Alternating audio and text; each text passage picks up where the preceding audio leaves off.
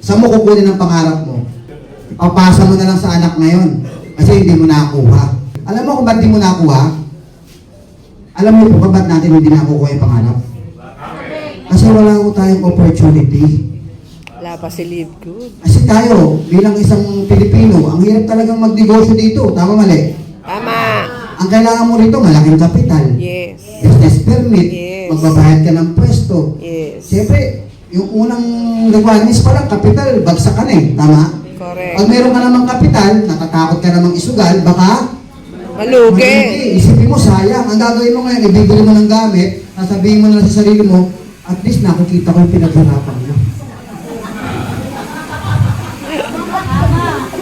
Tama. Ayaw mong ilabas sa negosyo, pati si Bombay nga, inabala mo pa eh. 560. Ang hirap, di ba? So ngayon, hindi mo makakuha sa pagtitinda, o hindi mo nakuha yung pangarap mo, hindi mo nakakuha sa pamangasukan. Ano gagawin mo ngayon? Okay lang. At least meron naman akong SSS. Pagdating ng araw, may pension ako. Tama, mali? Tama. Yun na lang yung pangarap mo. Tama? Tapos gagawin mo ngayon dahil wala ka ng pag-asa sa buhay, hindi mo na makuha yung pangarap mo, nagkakaedad ka na, nagbabago na yung pangarap mo, nawala na yung house and lot, nawala na yung magandang sasakyan, okay lang, masarap naman mag-commute eh. Malamig sa jeep, mahangin. Di ba? Ini-enjoy mo na lang yung buhay. Mahirap magkaroon ng sasakyan, mahal maintenance. Ang dami mo sinabi, no? Lahat ng mga pangarap mo, ginastify mo na lang kung bakit wala ka nun. Okay lang na wala ka nun. Ama?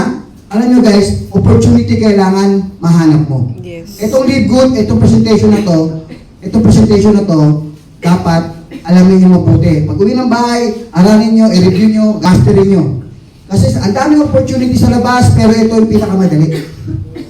Madali po to, kaya lang mo nagiging mahirap ang nasa isip ng tao, gusto madali. Yes. Pag inisip mong madali ito, mahihirapan ka.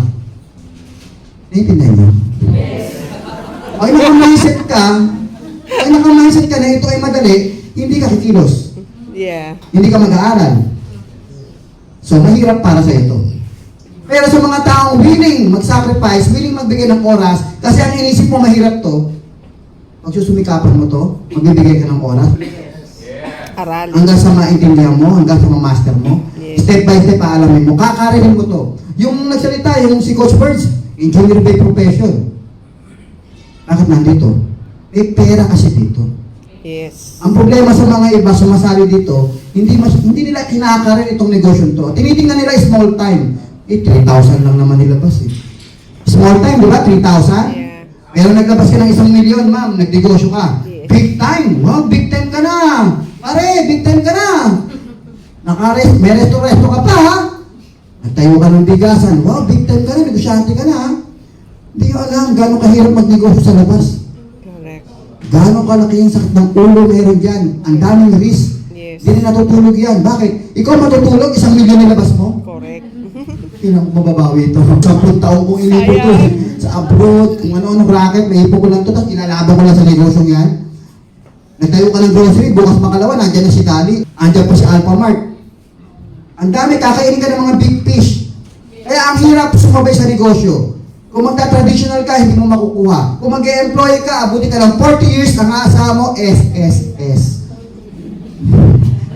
Bigyan pa yung SSS. Ang maintenance mo lang, kulang pa yun. Correct. Diba? Ang mangyayari, pagtanda mo, hihingi ka ng pera sa mga Anak. anak. Pag hindi ka nabigyan, magdaramdam ka kasi matanda ka na, di ba? Yung mga anak ko, pinalaki ko kayo. Lahat ng mga paghihirap, dinaanan ko para mapalaki kayo. Tapos ngayon, humihingi lang ako ng pambili ng pantit bride, hindi ako mabigyan.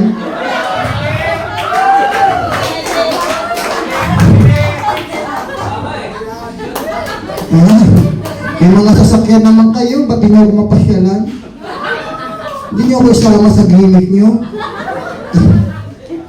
Pagtanda mo, wala na eh, hindi ka na efficient, wala ka ng lakas, wala ka ng opportunity, wala ka ng trabaho, wala kang pera, nanlilimos ka na lang. Eh ngayon, malakas ka pa, nakarating ka nga dito eh. Tama mali? Tama. Kasi kung mahina ka, wala ka dito, nasa bahay ka, naka-wheelchair ka, nakahiga ka. Malakas ka, kaya ka nga nakarating dito, walang matanda rito. Basta nakarating ka dito, malakas ka pa, kahit anong edad mo ngayon. May oras pa. Wala pa akong 2 taon sa lead ko, binago na buhay ko eh. Kung 60 years old ka ngayon, 62 ka na, 2 years from now. Tama, mali? Pinag-aralan mo yan eh. 6 plus 2, 62. 62 ka na, 2 years from now. Eh kung 2 years from now, yun ang kuha ko, makuha mo rin. Wow. Hindi pa uli lahat. Nagsisimula ka pa lang. Nagsisimula ka pa lang. Hanggat malakas ka, huwag ka mawawala ng pag-asa. May opportunity, gawin mo lang. Sumali ka, mag-join ka, magpa-join ka ng 2 hanggang 5 hanggang 10, kahit ilang gusto mo. Dapat bigyan mo ng goal yung sarili mo. Kasi pag wala kang goal, pabanjing-banjing ka lang. Sabi mo, 1 week from now, kailangan 2 makapag-invite ako. Another 1 week, 4 naman. Huwag kang titigil hanggang sa makuha mo. Then, karinin mo na to kasi ito na yung last chance mo.